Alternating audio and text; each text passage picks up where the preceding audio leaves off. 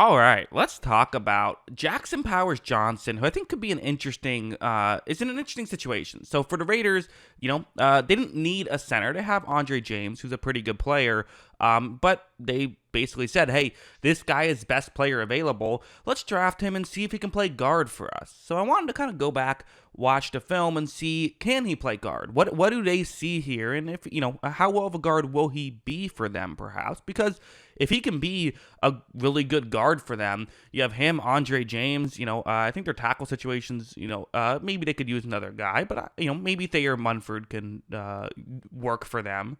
I thought Dylan Parham was all right, and they could probably use, another guard. So what can happen with him? Well, let's get into the film. Let's start off with something like this, where the what you see on the screen is a little bit confusing at first. It's going to be the defensive tackle towards the left side of the screen that's going to be going up against Powers Johnson one-on-one.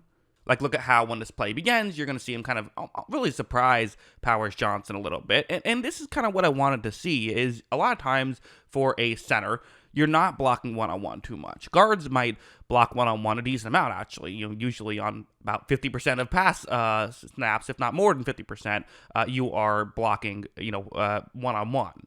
So here, Powers Johnson, a little bit surprised by the one-on-one block, but I think his hands are really going to be what shines through here. Look at him be able to get the hand placement really quickly back onto where he wants it. For a center, this is really important because you have to get your hands up quickly enough because you're snapping the ball. But for a guard, it is also really important. Being able to have good hands is one of the most important traits in an offensive lineman, and he certainly has that. You see he's going to be able to hold off this block pretty well. I think if you have concerns about him being able to hold up his sort of one-on-one in the passing game, I would not be overly worried about something like that. I think he's pretty good at being able to do it. Like, this one's another one where what's going to happen is, again, it's going to be a one-on-one block because, part of what happened at Oregon is they trusted him to make one-on-one blocks because he was really good. But, let's see what happens. So, the defensive lineman is going to, move in right here. And at this point, okay, so how does this, look for Powers Johnson? Honestly, it looks pretty good. And he kind of looks like a guard right here. I mean, he essentially is being a guard because the right guard, due to a play action, has moved away. So, it's essentially the same assignment as a guard, and it's working pretty well. Again, you see him be able to hold off this block long enough until the player who essentially turned into the center, the left guard, comes over and helps out Powers Johnson. So, and when he's in these situations, he certainly looks strong, and there's no real concern that I would have. A play like this, which is going to be a play action, so you kind of start off as though maybe you're going to run block, but then obviously pass block. Again, you see right here, so right off the bat, his hand placement isn't exactly where you'd want it to be. I think that left arm is a little bit off from where you'd want it to be, or his right arm, a little bit off from where you'd want it to be. But this is another thing I thought of, is it's almost like, in baseball, they put something called a donut on your bat. If you played Little League, you might know what I'm talking about, where it essentially makes the bat heavier, and then you take it off when you're about to swing, and ideally it makes you be able to hit the ball farther. Well, it's almost like this is a similar situation of he was playing with his hands having to be, further down. Now he gets to play with his hands wherever he wants them to start off. That might be a little bit of a benefit because he's able to, get the hand placement back to exactly where he wants it to be, finish off this block. And I do wonder for Powers Johnson if that's something that we will see. Will we see, at the NFL level, if he gets his hands out of position early on, which could happen. It's the NFL game. It moves a lot faster, right? Has he essentially been playing with a donut on this whole time? Might actually not have it be that big of a deal. But now let's talk about the running game, because that's something I think is more of a difference. The pass blocking game it's different enough, for sure, but usually it's a tougher transition going from guard to center than the other way around. The running game, though, there are different things you'll have to do, but again, can he go out and be able to win these one-on-one blocks? Well, let's see what's going to happen right here, where, again, a lot of times for a center, you're not blocking someone right away because there's not someone right in front of you right away. But here, he essentially is going to be blocking someone right away. I know the guy's not right in front of him, but that's still what's going to happen. You see him, right away, get in position to make this block, has the hand placement he wants, but it's not like the defensive tackle is completely getting shocked by this or anything. He's in a pretty good situation himself, so it's just going to come down to who can win in this spot. But Powers Johnson's left hand is going to be the key here. Watch him just shove that defensive lineman towards the right side of the screen and finishes off that block as well. he's just someone, quite frankly, you trust to win in these one-on-one matchups. You just do. I mean, I certainly think he can be an effective guard, and I think this is a smart strategy by them to do it, because, like, yeah, you have your center.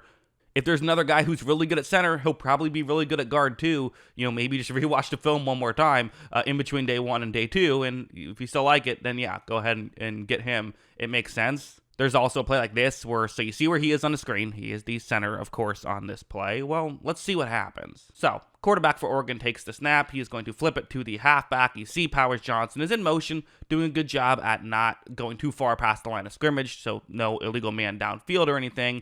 Trying to block the 27, the defensive back right here. It's hard. You have to have the athleticism to go up and make this work. But he is going to be able to do that, and really just kind of lays him out. And you just have to think, man, having another guy who's good at being able to do this, get to the next level, make this stuff work, it just makes things easier. Because whether you want your center James to continue to do it, or you want to have him do it, you will see both guards and centers do this. And having multiple guys be able to do this, yeah, that's pretty good, I would say. So yeah, I think that this just, at the added versatility, you just have to think is going to help. So I do think that just watching the film, I don't think this is a complete, like, hey, let's just draft a guy, hope it works out type of projection. I think they're drafting him because there is a lot of things that he does really well, and I think watching the film, you feel like he can be a quality guard as well. It always reminds me a little bit of the famous situation where Michael Jordan was about to be drafted. The Trailblazers, who had the number 2 overall pick, weren't sure if they should draft him or a different guy. And they were like, well, we need a center, so let's not draft Michael Jordan. And Bobby Knight told them, draft Michael Jordan and play him at center. Because he's the best player, just go out and get him. I'm not saying this is exactly what's happening with draft Jackson Powers Johnson and play him at guard, but at the same time, it's not what's happening. There definitely could be some, while I'm being pretty optimistic, I think it's fair to say there could be some unseen challenges that take place, and there could be a bit of a developmental thing. I'm reminded of Penei Sewell, who is now an elite right guard, but when he first started at right tackle, excuse me. But when he first started playing a position that wasn't his natural position, he really struggled, and it took him a little bit, especially in preseason. He really struggled, kind of early on in the regular season looked a lot better, and then toward the end of got to the point where now he's an elite level player. There could be a bit of that. There could be a bit of I wouldn't freak out if he has a bad game or two, or even a bad handful of games. Obviously at a certain point you're going to want to see him look good. And I guess the other factor too is you could always sit here and say, well, if at a certain point it isn't fully working out, you could consider moving James to another position. Andre James' contract probably is fair to bring up, just like because of if things go poorly, but he is essentially guaranteed money for this year and for next year, and then he's on essentially a 1-year deal that isn't entirely non-guaranteed, but only like 1.7 million of it is guaranteed. And even next year, if they really wanted to get rid of him and make room for Powers Johnson, it would only be $7 million in dead cap, but you'd only save $1 million, so he's there for the next 2 years either way. Even if you decide Powers Johnson is the better player and want to have him go later. But I think that's just, I'm bringing this up as like if things go wrong, I don't think they're going to. I think they'll both be good players. So yeah, that's what I think. What do you think? Let me know in the comments below. Always love hearing from y'all. Of course, as always, thanks for watching.